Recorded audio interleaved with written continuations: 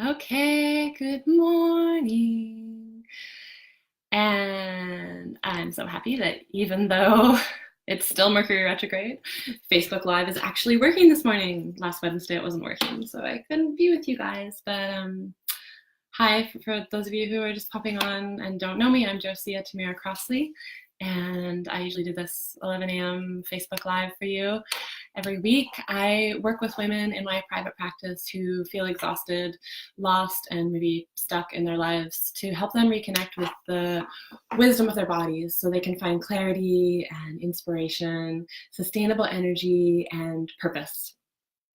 The Dalai Lama says that Western women will be the ones to change the world, and I really believe that the incredible power and privilege that we can come into, we have the potential to come into as Western women, is that, has that potential to actually really be able to definitely support the shift, the transformation that's happening on the planet right now. And I've been feeling so inspired by these young women like Greta Thunberg and Europe, who are just creating a movement, and the incredible resourcing that it takes, the support of their families that they probably have behind them to be able to step into that at such a young age is just so inspiring and so incredible that we're producing young women in the world like that, who have the the safety and connection and support in their lives to be able to step into making this kind of change. So I want to talk this morning about this word that's just getting thrown around all over the internet right now and all over healing circles, and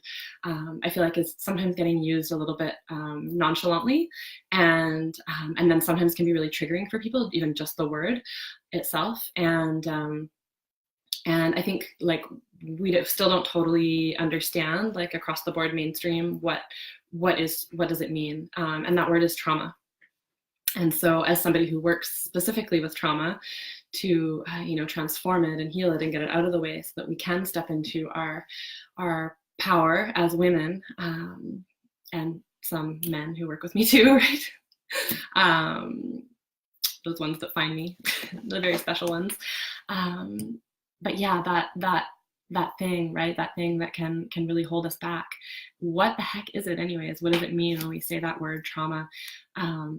And my friend Irene is doing this incredible educational course around healing trauma right now, free online video series. And I've been noticing, just like as I've been sharing it with people, that some people are like, well, you get all kinds of responses from like, well, what does that mean, to like, amazing, I'm so excited, to like, well, I don't have any trauma.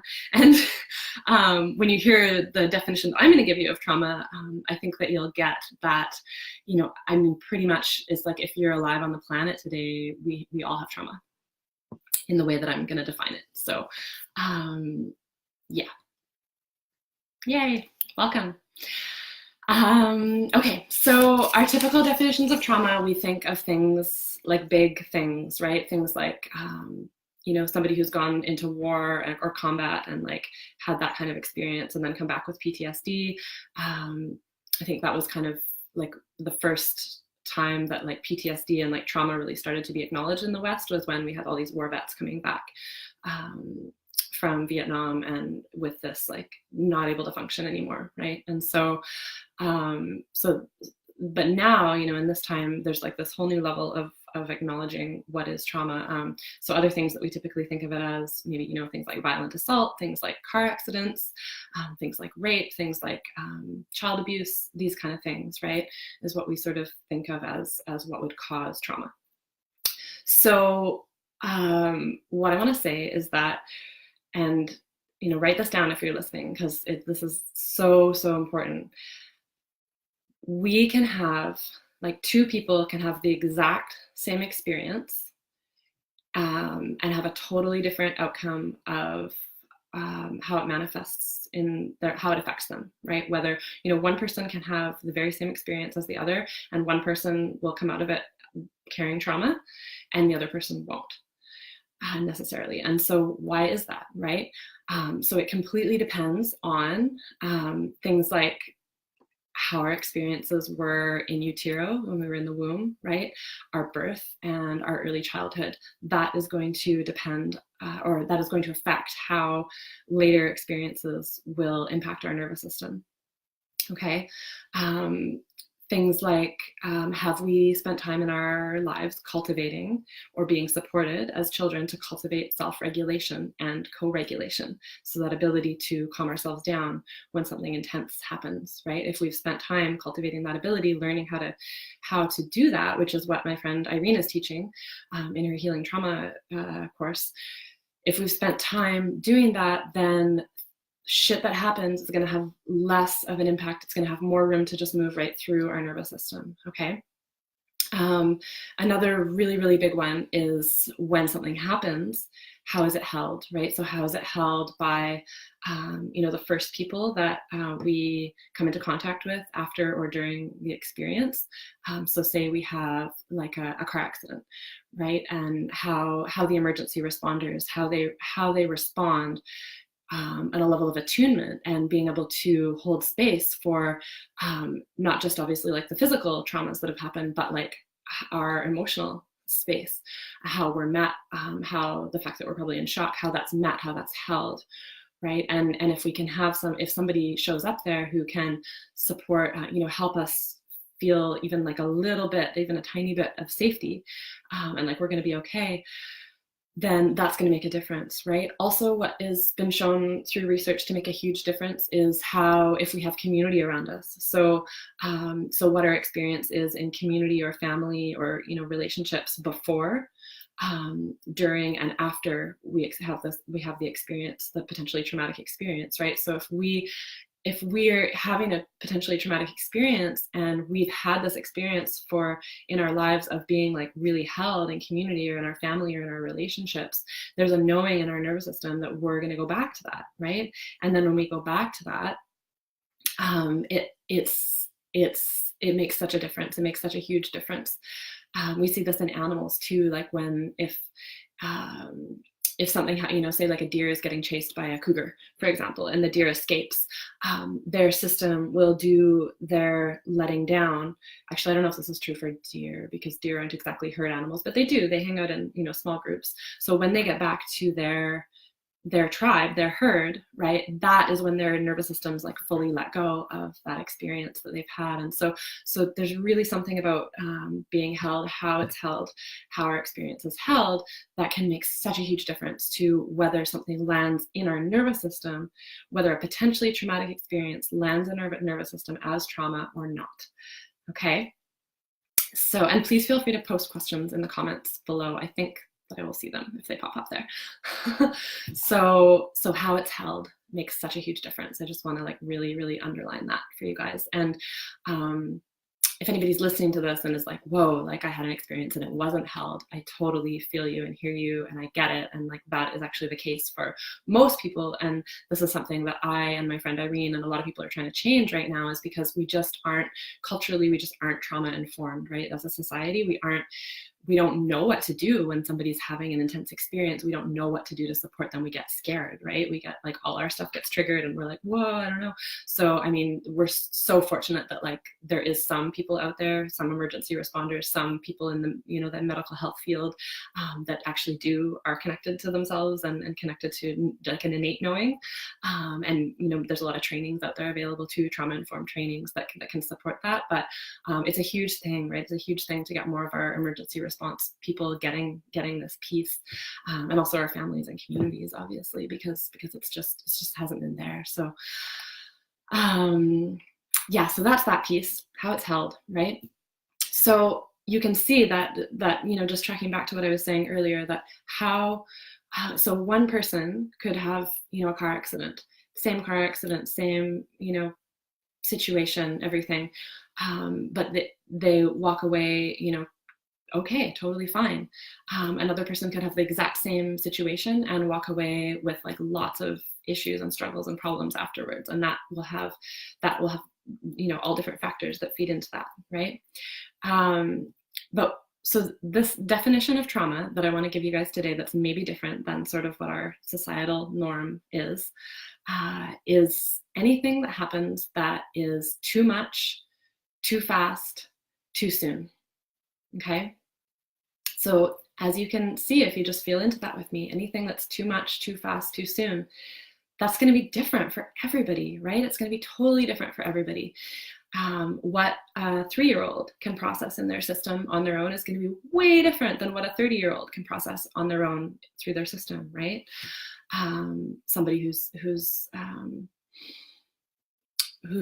had the support to learn how to self-regulate and is now, 15 years old, even is going to have a way different experience than somebody who's 15 years old and hasn't had that support to learn how to self-regulate from their parents or caregivers or whatever. So, so anything that's too much, too fast, too soon. Yeah, so it can land so differently, and it can be like, literally, it could be something like you get hit in the head with a basketball, or you fall off your bike and you aren't able to bring yourself to take the time to bring your nervous system down from that experience of like, ow, whoa, adrenaline, intense, pain. Our nervous system goes up when we have that kind of experience, right? If we don't take the time to pause and feel what's happening in our bodies and give our nervous systems the space to come down from something like that, to look around, to recognize safety, then that can land in the body as trauma. Getting hit in the head with a basketball or falling off your bike. Seriously, right? So when we think of it that way, it's like, wow, like there's so many of us walking around with just even like little bits and big bits as well, right? But lots of little bits of this unprocessed experience that just wasn't able to move through our nervous systems and is now kind of stuck. So another huge piece with understanding what is trauma is understanding that, and this I think is so empowering and so important to get. I love just like sharing this and like really helping my clients like rock this when they first come in to see me, is that we can't change what happened, right? Of course, we cannot go back into the past and change what happened. But we can totally, fully change how it is held in the body. We can totally, fully change how it's held in our nervous systems, right? That shit does not, excuse my language, that it does not need to stay in our nervous systems. We don't need to stay hanging on to it. It will always be a part of our story, right? A part of our, oh yeah, that happened to me, but it does not need to have the same charge around it, the same impact on our day-to-day lives, the same, however it is that thing might be affecting you, and sometimes we're not even aware of it, right? How these held things are affecting us, but those things, it will always be a part of our story. We can't change the past, but we can totally change how it's held in the body, how it's held in our nervous systems. So yeah, just like take a deep breath with me into that if you want, because I feel like that is so important to really get. Because when we're in trauma, when we're like kind of stuck in the vortex of it, and it feels like it's going to be forever. That's one of the hallmarks of it, right? Is that we kind of feel like it's going to be forever, but it's not. We can totally change how our systems hold our experience, hold our past experience, how our systems hold our present experience, and what's coming in day to day. We can totally shift how our nervous system interacts with life, right? So this is what's amazing about the somatic therapy work, and working with attachment and early childhood stuff. And it's so incredible, the wisdom that our bodies hold. Our bodies really hold all the information, both the traumatic experiences, but also the keys to how to move out of those traumatic experiences. Our bodies totally know, and it just takes having the support to access that wisdom of the body.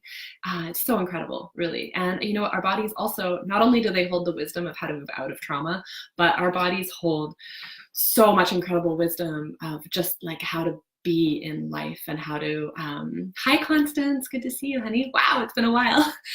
So our bodies hold that wisdom of our ancestors, of how to how to thrive, right? How to survive, not just how to survive, but how to thrive, how to like we have all these experiences held in us from our lifetime and also our, our ancestors' lifetime, I believe, and epigenetics is really showing that now, that our bodies, our DNA actually holds that information. And I think it's really, really important to also acknowledge that we also hold all this information and wisdom from our ancestors, right? Their wisdom, their knowing, their connection with the land, their connection with nature, their intuition, their gifts.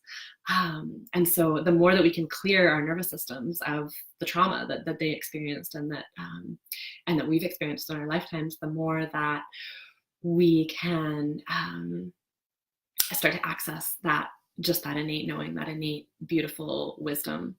So yeah, that's pretty much all I wanted to say to you guys today. I just wanted to really kind of clarify and clear up any confusion around that definition of that crazy word trauma that's going around all over the place. And I also want to invite you, if you're feeling intrigued by this or like, wow, I want to know more, stay tuned in. I'm on here every Wednesday morning at 11. And also go to my website, www.josiatamiracrossley.com, and join my email list. I've also got a couple of spots open in my private practice right now for doing distance somatic therapy sessions. And I really, really, really want to encourage you to check out my friend Irene's free healing trauma video series that she's got going right now, because it is so, so, so worth watching. The way that she explains things is just, it's so helpful, it's so clear, it's so easy to digest. And she's also got an amazing 12 week long program that she's open for registration right now. And but even just watching the free video series on healing trauma is so worth your time. So I'm going to pop the link for that in the comments below us here when I jump off, and maybe I'll see if I can also put it above.